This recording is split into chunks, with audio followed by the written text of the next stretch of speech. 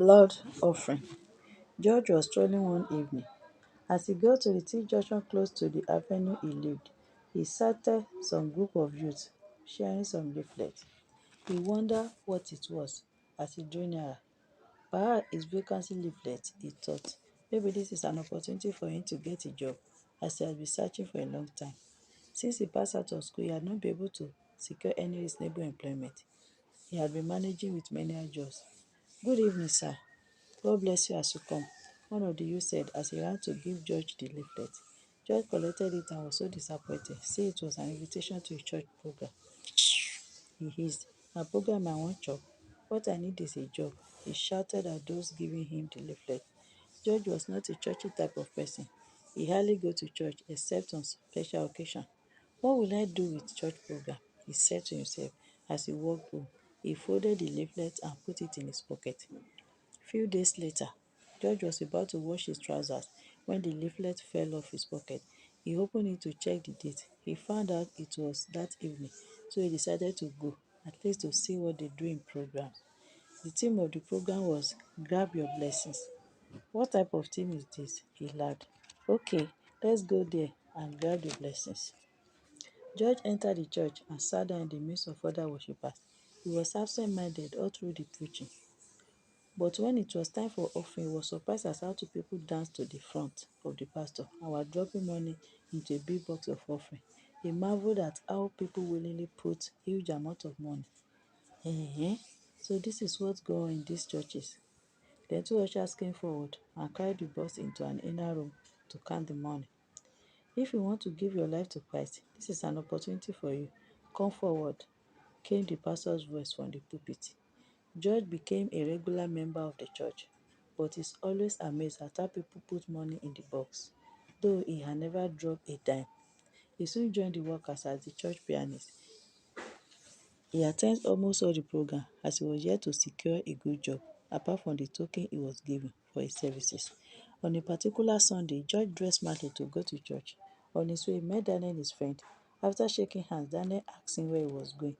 I dey go church now. You no see Bible for my hand? My guy, this one wey you dey go church like this, wetin happen now? Daniel laughed. Don't worry, I know what I'm doing. I will soon grab my blessings. Few weeks later, the church was to hold a big program. Preparations were made, people came in large numbers, and the church was full to the brim. George played the piano happily. The time of offering came. The box was full with money. As the church closed their eyes for the blessing of the offering, they suddenly heard, "Freeze, everyone!" The worshippers slowly opened their eyes to see a marksman with a gun. "If you move, I'll blow your head off," said the marksman. No man dared to move, including the pastor. The marksman suddenly rushed to the offering box, picked it up, and ran out of the church. He disappeared to the bush beside the church. George entered into his one-bedroom apartment and quickly locked the door. He removed his mask and sat on his bed tiredly. He had to run fast in case people chased after him. He picked the toy gun and laughed like a maniac. Foolish people, calling Jesus and afraid of ordinary toy gun. As many as they are, they didn't even try to catch me, nor notice when I stood up from the piano. George waited a little while before opening the box. He was happy at the sight of so much money, both naira and foreign currency. He counted them carefully and arranged them neatly into the box. He sang and danced round the room. "I am rich. I've grabbed my blessings at last." He kept the box under the bed at night. He didn't sleep much. He kept thinking and calculating how he would spend the money. The next morning, he woke up quickly, took his bath, and dressed up. He brought out the box and placed it on the table. He intended to take some money to enjoy himself. As he opened the box, he nearly collapsed with shock. There was no money in the box, but blood. "What is this? Blood! I'm in trouble. Hey!" he kept exclaiming. He slammed the box shut and sat on his bed thinking. He didn't know what to think or do. Didn't he count and arrange the money by himself yesterday night? How come he changed to blood? He became angry, sad, and disappointed. I will so deal with this pastor. So he's a ritualist. He grabbed the box and ran to the middle of the road.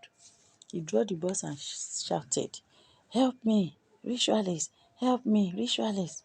Many people gathered around to hear what he had to say. My pastor is a ritualist. See what I found in the church. He opened the box. When the people saw the blood, they shouted and held their heads. Where is your church? We will deal with him. He must be burnt. See the blood of innocent people. Let's go. Some carried the offering box and marched to the church.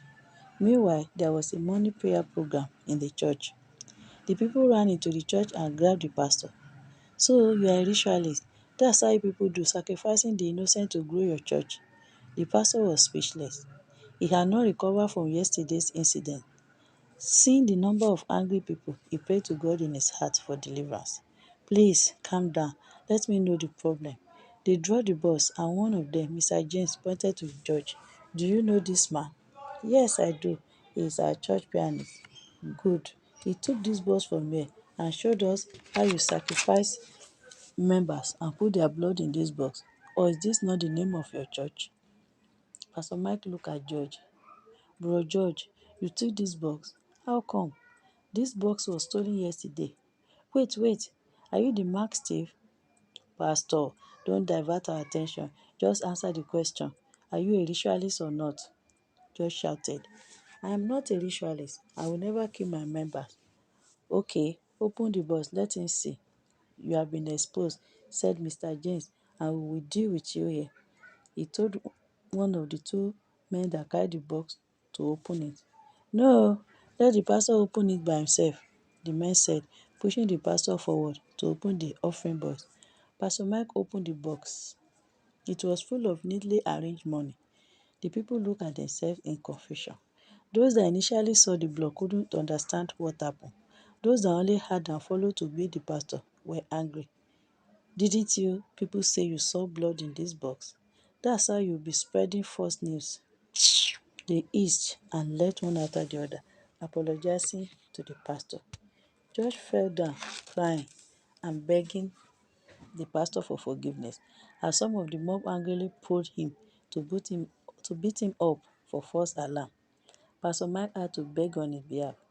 When all the people had left, the pastor faced him and preached to him. Haven't you read the part of the Bible that says, touch not my anointed, and do my prophets no harm? I am not a fake man of God. I will never harm or sacrifice any of my members. George begged for mercy. He gave his life to Christ genuinely, and Pastor Mike prayed for him. He became committed to Christ and his life changed. He soon got a job and was happy. He was grateful to God for giving him a second chance and not be the reason for the death of a servant of God because of false accusations. The end. Thanks for listening. Don't forget to like, share, and drop your comment. Please follow for more stories and most importantly, subscribe to my YouTube channel. Thank you.